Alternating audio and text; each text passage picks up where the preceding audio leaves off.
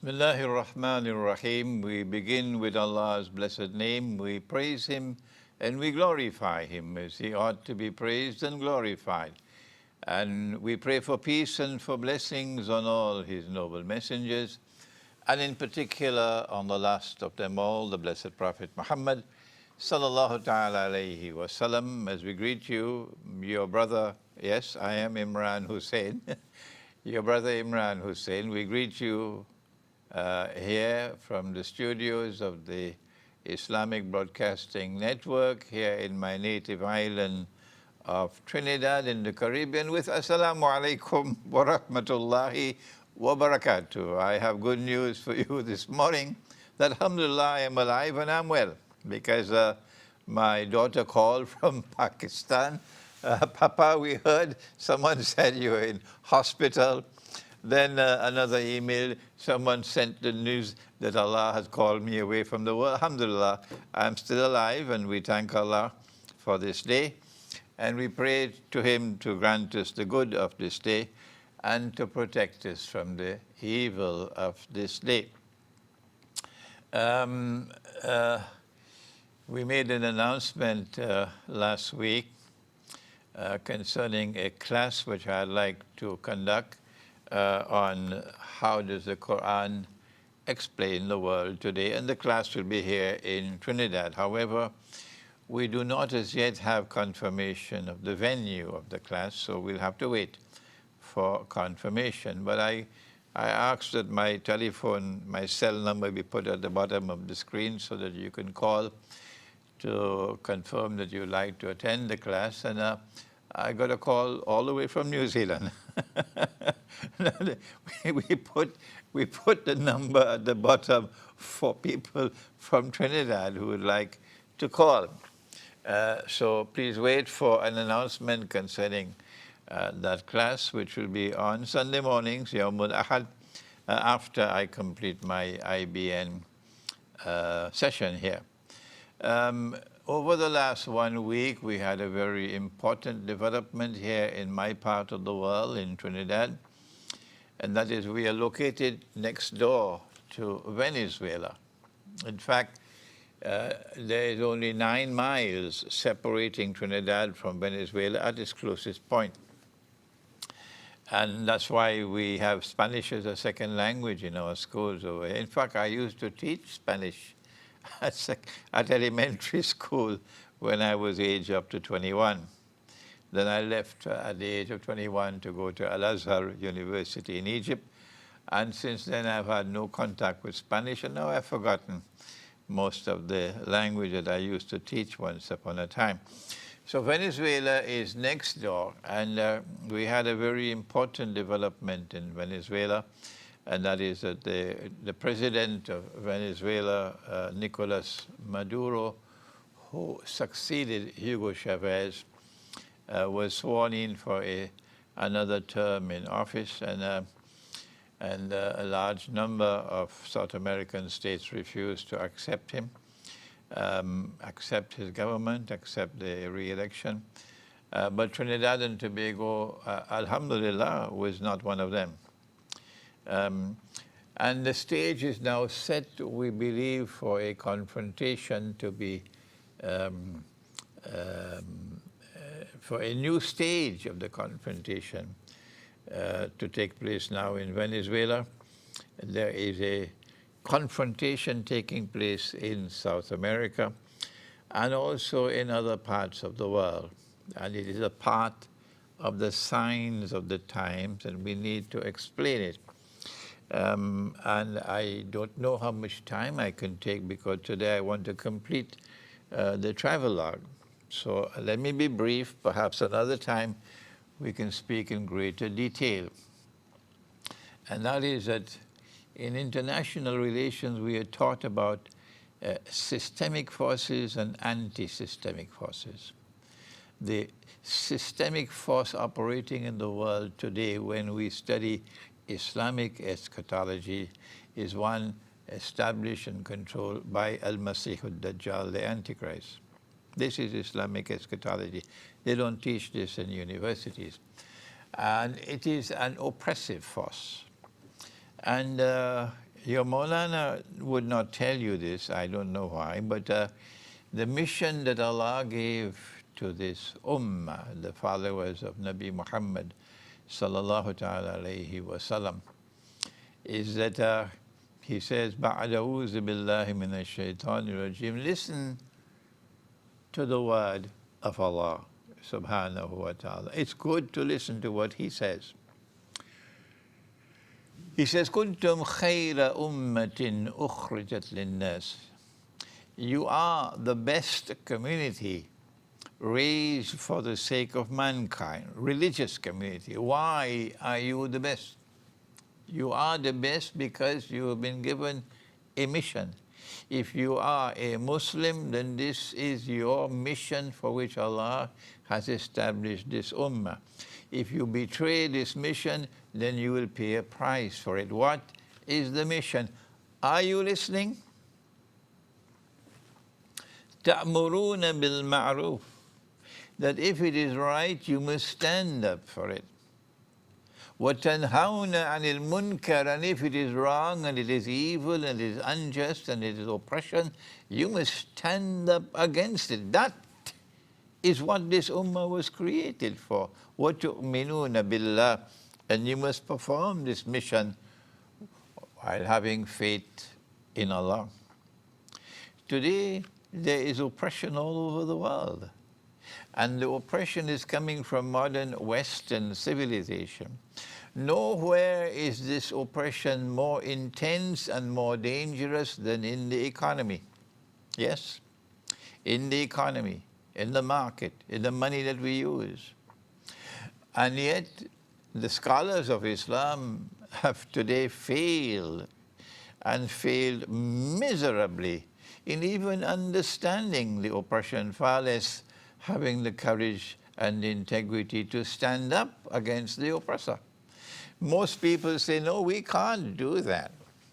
If we stand up against the oppressor, they will say we are terrorists.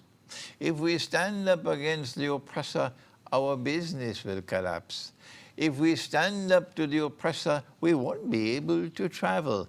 It is more important for us to have freedom to travel than to be faithful to Allah Most High. That is the Islam that we follow. That is the Islam that we have. That it is more important for us to have the freedom to travel than to be faithful to Allah and His Messenger. Yes, wait. Wait until the day you die, and you'll get the surprise of your life. Yes. There is more oppression in the world today than ever before. And the greatest oppressor of all is modern Western civilization, which is headed by the United States of America. If you go to the Quran and you study the Quran will tell you about modern Western civilization. But the Darul Uloom doesn't teach the Quran anymore. The people graduate from the Darul Uloom and they have not even learned how to study the Quran. What is the methodology for study of the Quran? This is why the scholars of Islam have failed so miserably in the world today, failed to explain the reality of the world today, failed to stand up for what is right and stand up against what is wrong and unjust and evil and oppressive, regardless of the price we have to pay. The oppression in South America was so great that all of South America turned away from the economic system that has come from the modern West. Hugo Chavez led the way in Venezuela, and it swept the whole subcontinent. And now what is happening in South America, and Venezuela is the case study of all, is that there's a reverse movement taking place. The anti-systemic forces in South America are on the decline, they are weakening. And those who are supporting the systemic forces, they don't know what they're doing, but they are becoming stronger. And what has happened in Brazil is an eye-opener for the rest of South America. The appearance is that the South American people are turning away from confronting the oppressor, and they're now embracing the oppressor. What should we do? Brazil was a member of BRICS, the 5 countries which came together to decide that this monetary system is oppressive and imperialist and we need to replace it with another. The 5 were Brazil number 1, South Africa number 2, India number 3, China number 4, and Russia number 5. And now Brazil is gone. And in fact, the new Brazilian government wants to host a US military base in that country. What is happening? Can we explain it? The answer is that the people are beginning to realize that the socialist economic system, which denies a free market, cannot take the people out of poverty. That's what they're beginning to realize. That once you have the socialist economic system, the Western world will wage war against you because they want you to return to their economic system where there's a so-called free market and they can manipulate the free market to make the rich even richer. That's right. And so the poor masses are now turning away. The rich in South America always opposed the socialism. And the poor masses are now turning away and becoming realizing there's no way out of this tunnel. We need something different. And that's why they're turning away from the socialist economy in Brazil and the socialist economy in Argentina. And now Venezuela and Bolivia and Nicaragua are back to the wall. Back to the wall. It's just a matter of time, I believe, when they will now move to see what they can do to bring about regime change in Venezuela, in Bolivia, in Nicaragua, and get a clean sweep of South America. It's a sign of the times. How do we respond to this? Hugo Chavez, may Allah have mercy on his soul, was a great man with a good heart. But he did not understand, and ignorance will not allow you to succeed. He did not understand that at the heart of the economic oppression that the world is facing today is the banking system and the monetary system. Imran Khan in Pakistan, I don't think he understands it as yet. No. The banking system and the monetary system. And we in Islam, we have the answer, but they wouldn't listen to us. Robert Mugabe would not listen to us in Zimbabwe, although Zimbabwe produces gold. Zimbabwe is a major producer of gold. Venezuela is a major producer of gold. All you have to do is to mint your gold and silver coins, as Mexico used to do, and bring gold and silver coins into the market as money in defiance of the International Monetary Fund. Defy them.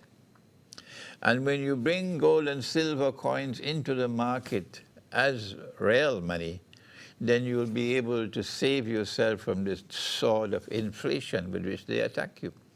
And the banking system also has to be told that there is no such thing as lending money on interest with a guaranteed return. That's not business, no.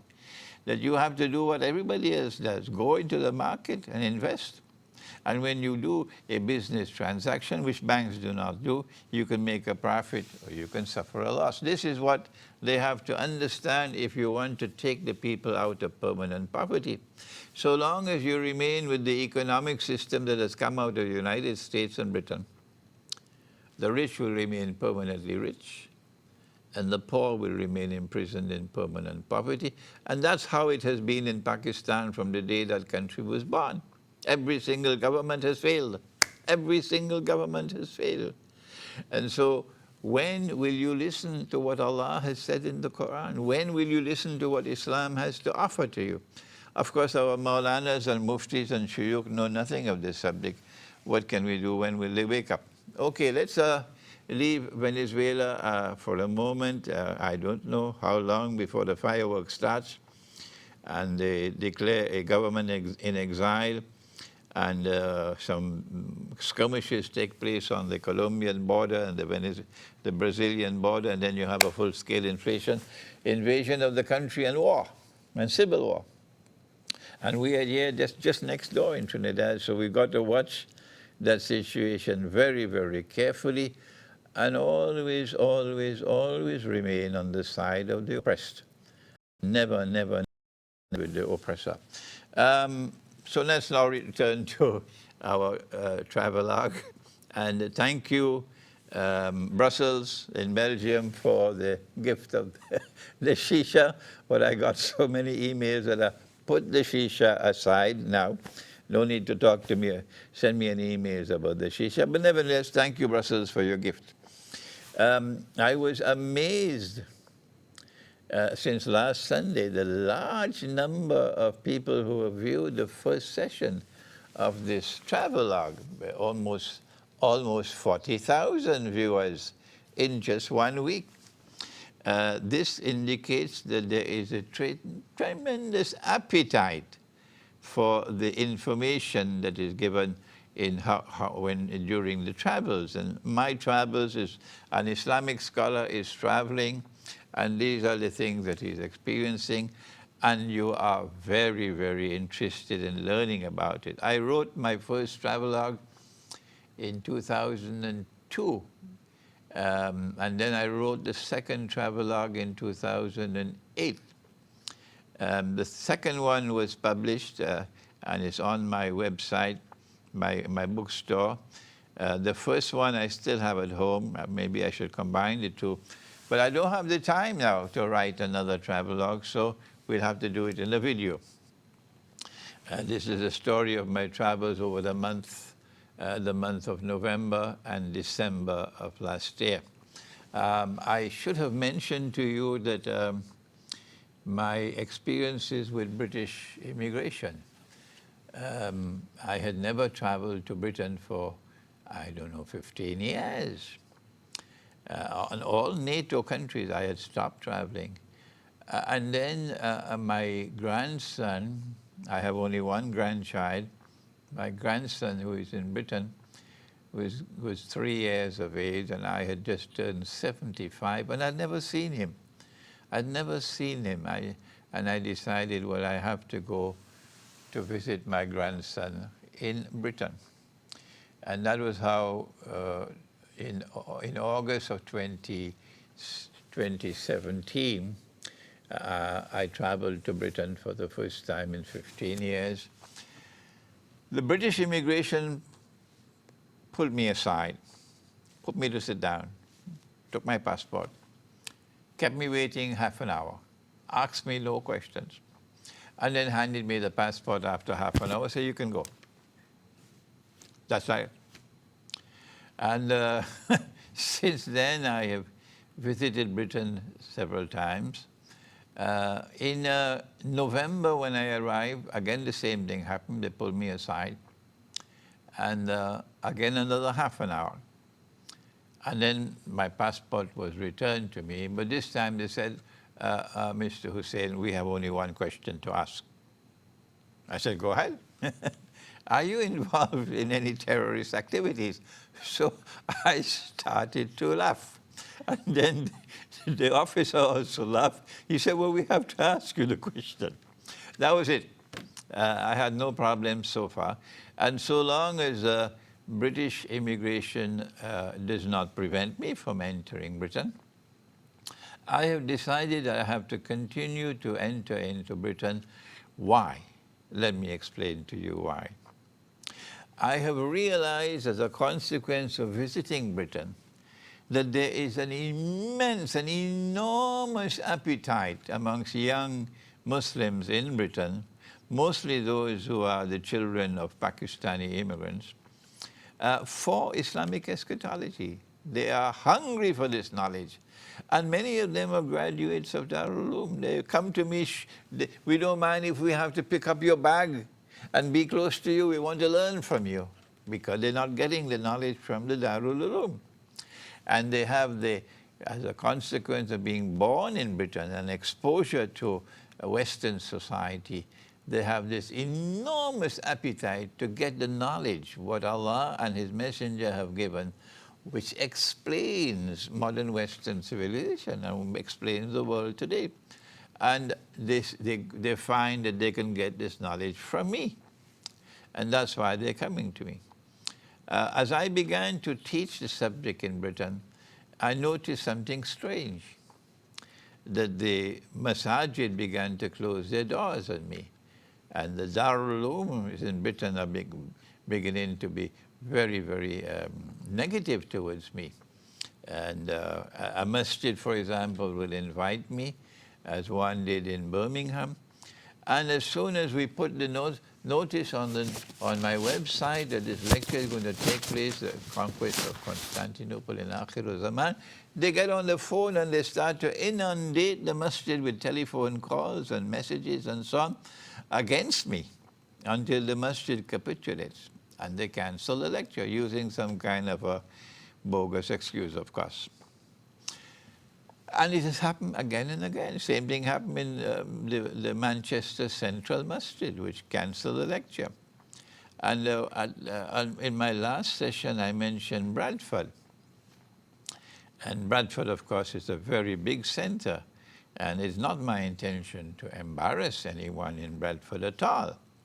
I just mentioned to you what happened. That they invited me, and it's a Markaz Islami in Bradford.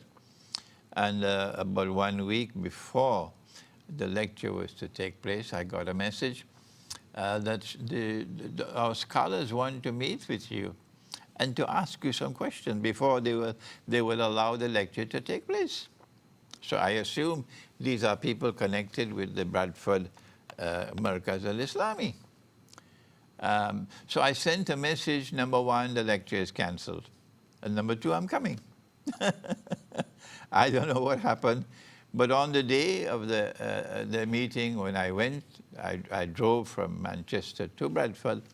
When I arrived in Bradford, lo and behold, there was no one there. They were not there. They decided that they're not going to meet with me, although they are the ones who asked me to come, which was,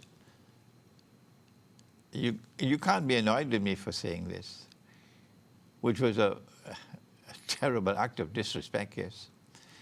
Lack of manners, lack of courtesy, an insult. You asked me to come. You want to ask me any questions? Fine, I'm here. Why are you not there? I don't know who they are, and I have not made any effort to identify who these people were, and I will not do that because I don't want to embarrass them. No, that's not my style. But the head of the institution said to me, but we never had any problems, so you're welcome to come anytime. I don't know why they had these questions to ask you. Bismillah.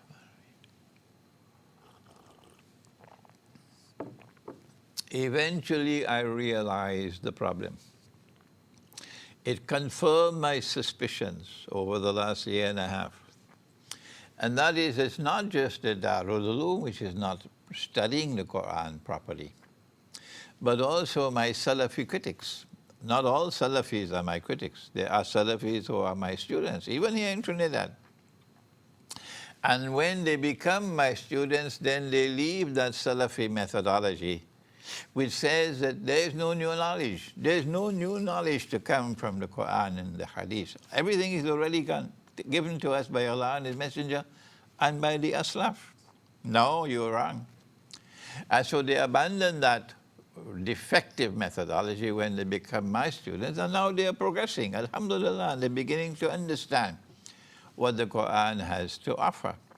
So I've realized this is the problem, that the Darul Uloom has been cramming their students just to pass exams, that's all. They just study what is in the tafsir, they just read it and cram it to pass the exams, but they have not been encouraged to study the Quran, nor have they been given the proper methodology for study of the Quran. If that is the problem in Britain, that is also the problem in Pakistan. What do we do? If we do not create a new generation of scholars of Islam who have the capacity and the backbone to go to the Quran, to learn from the Quran what Allah has given, which explains the reality of the world today, its economic reality, its monetary reality, its political reality, its social reality, its cultural reality, military reality. If we do not do that, then history will leave us behind. That's right. our Maulanas and Muftis and Shuyukh have failed us. That's right. It's not my intention to embarrass anyone. But what has to be spoken has to be spoken. Tomorrow Allah might call me away from the world. So I want to put this into the record before Allah calls me away, that our scholars of Islam have failed us. That's right. It's not just that the masjid is like a fish market today. No, it's more than that. And that is that our scholars have failed us. And if they don't listen to me, when they go in the grave, they have a surprise waiting for them. Because Allah sent the Quran and Allah protected the Quran. And the Quran is there to perform a function, a mission in the world. It is my good fortune that Allah gave me Maulana Dr. Fazlur Rahman Ansari, rahimahullah, as my teacher. And he gave me the proper methodology for study of the Quran. And it is because of the training I got from him and Allah's kindness to me. Maybe because of sacrifices my father and my mother made in my life, that Allah has blessed me to be able to understand several verses of the Quran and explain them in a manner different from what was traditionally given to us. And therefore, in the process, an Islamic eschatology, a new branch of knowledge is emerging now. And this new branch of knowledge is explaining the reality of the world today. That is a problem. So if in Britain, if we can do the work in Britain where I have the freedom to speak, I don't have that freedom in Pakistan. No, they'll cut off my head in Pakistan. If we can do the work in Britain and create a new generation of scholars of Islam amongst these young people who are bright, intelligent, and who have graduated from Darul Uloom, who know the Arabic language, who studied, and if we can bring out a new generation of scholars of Islam amongst these children of the Pakistani immigrants, then they in turn can now bring about an Islamic revolution in Pakistan, in the world of Islamic thought. And so tomorrow you'll have a more enlightened Islamic voice in Pakistan than we have today. What we have today is something deplorable, really deplorable. Imagine that a Christian woman went because of some container of water and they declared she's committed blasphemy and she's in jail for 8 years, and then the Supreme Court declares her innocent, and you want to shake up the whole country because of that? It's something shameful and disgraceful. What kind of image you're giving of Islam? Yes. That this very poor Christian woman in Pakistan, and look at what they've done to her. So we need a new generation of scholars of Islam. If I go to Pakistan and I speak like this, they'll probably kill me. So this is what I want to share with you, that I realized that this was happening during my travels in Britain. I intend to continue visiting Britain so long as British immigration does not stop me from entering the country.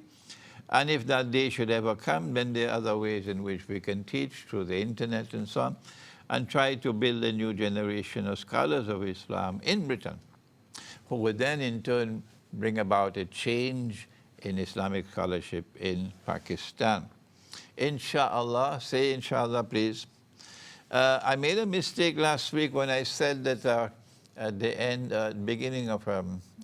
of July, I conducted a seminar in Pooms on the subject of Surah Al-Kahf and Islamic eschatology. In fact, no, it was an introduction to Islamic eschatology. And the second seminar, which was conducted in December, was on Surah Al-Kahf and Islamic eschatology. I forgot to also mention something extraordinary. When I visited the Roman Catholic monastery in Pluscarton in the north of Scotland, remember I had gone to the monastery to meet with the head of the monastery. Britain doesn't use the term monastery anymore, they say abbey. And the head monk they call the abbot. So his name was Father Anselm, and his deputy was Father Giles, and They were both very, very respectful to me and treated me with very great courtesy. And I had 2 hours of discussion, one-on-one, with both of them. Then after I mentioned what happened in that discussion to you last week. But after that, they had a service, and they allowed me and my wife, this is my Algerian wife, we were allowed to sit by and watch how they had their service, and then they invited us for lunch and so on. And then I mentioned to you about the luncheon where no one speaks. None of the monks spoke. They ate in silence while someone was reading from a book. And then they invited me to take a tour of the monastery. So I took hold of my walking stick, and we went walking around the monastery. And then we came to a small chapel, a tiny chapel, which could accommodate only maybe about 30 people. And they took me into this chapel, and the seats, there were chairs which were all joined to each other, wooden, and the seats were all collapsible. You could pull it up and push it down. And then he explained to me the reason why the seats are like this is because when you come to the chapel, in addition to sitting, you also have to prostrate. So when you have to prostrate, you need more space. So then the seats are pushed upwards, so you get more space.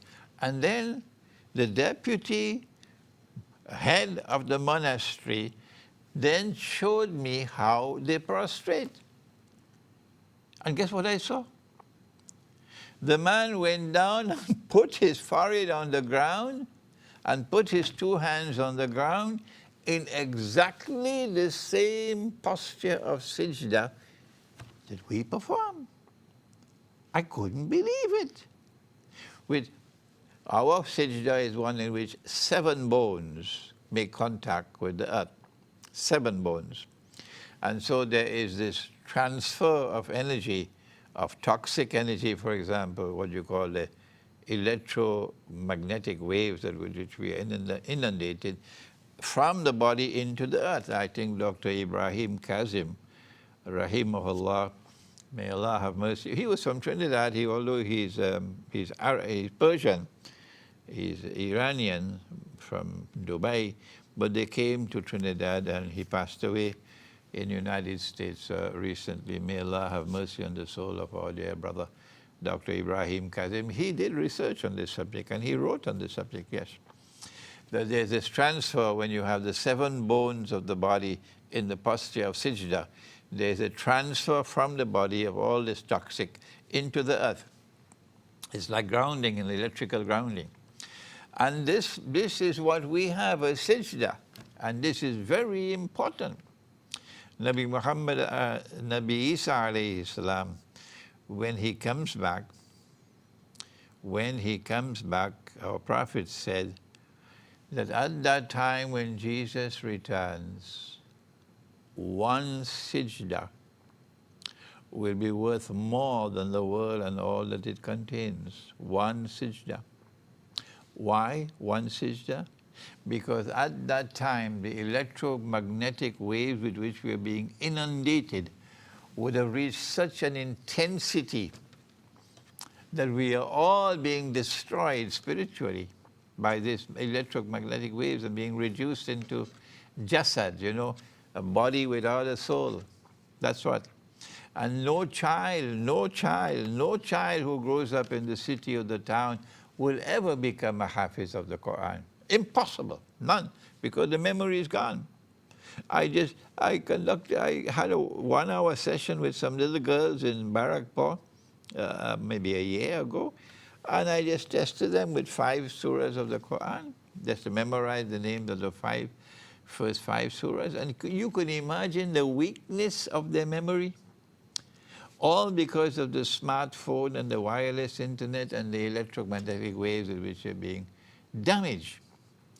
And so 1 sajda will be worth more than the world and all that it contains at that time when Jesus returns, alayhi salam. Why? Because of this danger. that is now coming, and I recognize it as Dabbatul Ard, of the earth, the creature of the earth, which is one of the signs of the last day.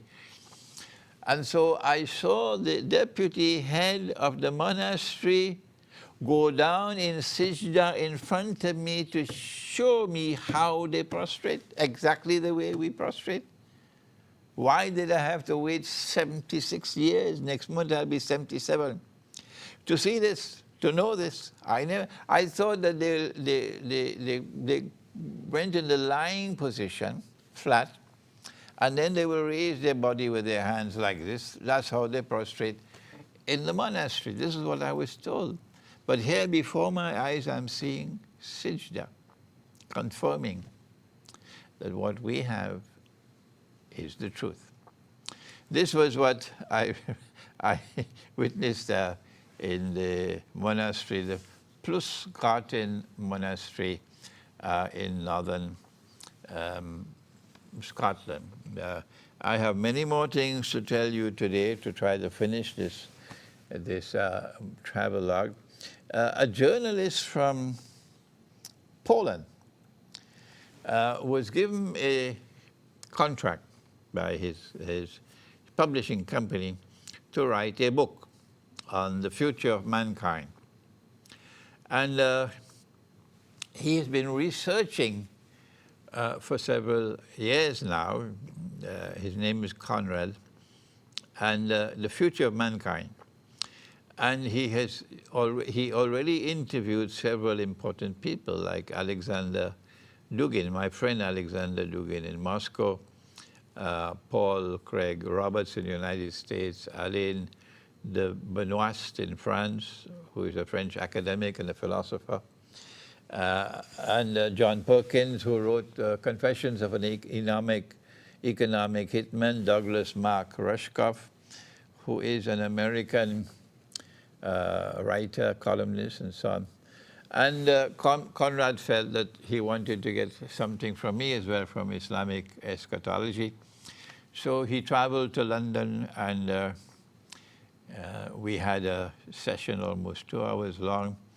And he was particularly interested, very, very much interested in learning about what Islamic eschatology had to offer in explaining artificial intelligence and the future of mankind. He focused a lot of his questions there on what can we expect from the world of artificial intelligence in respect of the future of mankind.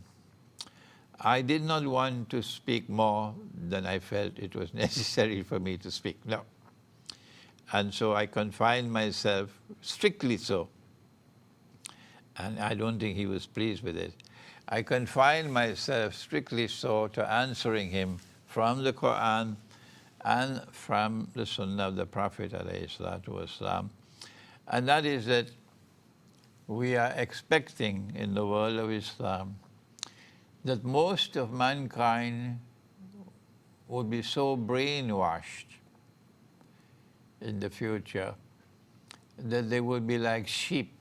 They have eyes and yet cannot see.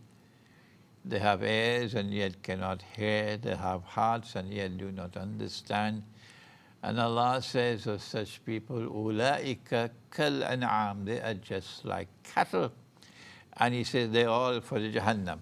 Once you are internally blind, Dajjal will take you for a ride, like he took them in Libya for a ride with their bogus jihad. And he took them from Syria, in Syria for a ride with their bogus jihad. And he's still taking them for that ride with their bogus jihad. And they're so blind, they still cannot see it. But no, they Imran Hussein this, Imran Hussein that, Putin this, Putin that, Assad this, Assad that. Ah, yes. This is what the future looks like. That is, our people around the world, I'm surprised that so many Muslims are also part of this sheep. So many Muslims, they have eyes and yet cannot see. And so the future of mankind, insofar as artificial intelligence is concerned, is that people will stop thinking and they who control power in the world will now think for them. People will stop using their own free will to make free choices, and they who control the media, they will choose for them. And so the world will be like a whole pack of cattle. And any time Dajjal plays a tune, they will dance to that tune. That was my response to that brother that journalist from Poland. Now we turn to a very, very important and interesting part of this travelogue, and that is that I received an email from a professor of psychiatry who is an Orthodox Christian of Greek Cypriot origin, and he was in the city of Leeds. And he was very happy with my Islamic eschatology. He complimented me on it and so on. And I started corresponding with him. And then he agreed that he will get an invitation for me to come and lecture at his church or his cathedral in Leeds, an Orthodox Christian cathedral or church. A huge, imposing building in Leeds.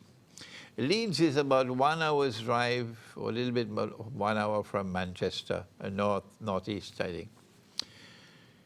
So I was excited. I'm going to an Orthodox Christian church to speak. In Russia, I went and visited the cathedrals and so on, but not a chance to speak. And now I'm being allowed to speak. But on the day of the lecture, at the it's Greek Orthodox Christian in Leeds, to my surprise, I found that 90% of my audience were Muslims. And the 10% who were Orthodox Christian, they all sat at the back of the hall. And the priest, the head priest of the church there, or the cathedral, I saw him. He was there all the time. But he sat at the back of the hall and he never came to greet me, never. I never met him. I could see him.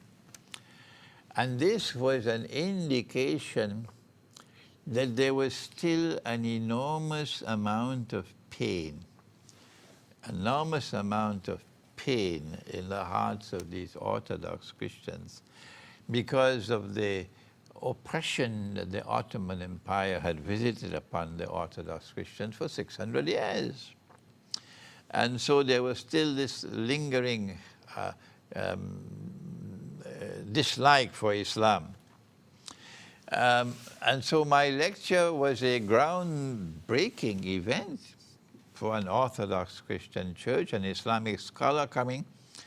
And I talked on the conquest of Constantinople in Akhir Zaman. Bismillah. The Council for Cyprus in the United Britain also attended the lecture, and he had a private meeting with me before the lecture. Because of this strange behavior of the Christians, that only 10% of the audience was Christian, Orthodox Christian, Greek Orthodox Christian. And because of the strange behavior of the priest who never came to greet me, I felt not only disappointed, but I realized that we had more work to do. We had more work to do. And so I asked my friend, the psychiatrist who invited me, I said, listen, I want to come back to Leeds, but let's have it as a dinner. And so we'll be able to freely talk with each other. And you must invite the Orthodox Christians to come, and there will only be 3 of us Muslims, me, my wife, and Imam Jalaluddin, who will be driving us. So he agreed. And he arranged the dinner in a Lebanese, a halal restaurant outside of Leeds in a place called Huddersfield, is it? Huddersfield? I think so. And on the day of the dinner, which was December the 11th, a Tuesday, another psychiatrist in Manchester, who was my host in Manchester, in fact, his parents were from Bangladesh, where he was born maybe born in Britain. And he had a 2-bedroom apartment, and he made that available for us. My wife and I stayed in that apartment for 1 week in Manchester. He said, "Can I go with you?" I said, "Okay, come along." So now I have a psychiatrist with me. I have Imam Jalaluddin with me, and my wife and I, and we drove to this dinner. And the Orthodox Christians who were present were all very highly qualified people. One of them was a psychiatrist, others were medical doctors, one of them was a scientist, one of them was a specialist in artificial intelligence, and so on. These were very highly educated, and all of them were Greek Orthodox Christians. And we must have spent 3 to 4 hours in that restaurant. And guess what happened? They were all very polite with me. They all were very respectful with me. That's true. But when I tried to engage them in a serious discussion, I could get no way. They were not willing to engage me in any serious discussion. No. When I tried to reach out to them what the Quran had to say about the Christian world, the distinction between one part of the Christian world which refused to fish on the Sabbath day, and another part of the Christian world which went fishing on the Sabbath day. This is in Surah Al-A'raf of the Quran. And because I'm a good storyteller, and I'm trying to make it as interesting as I can, and you know, my style is also to give some jokes. And imagine, I make a joke, nobody laughs. That's bad news. That's bad news. I could not penetrate them. I'm saying this to you because I want that you should know that we have a lot of work to do with the Orthodox Christian world if we are to make any impression upon them. However, once the Great War takes place, which is coming soon, don't ask me how soon, I don't know, but it's coming soon. The next event to take place after the Great War would be the conquest of Constantinople. That is the prophecy of Nabi Muhammad alayhi salatu wasalam.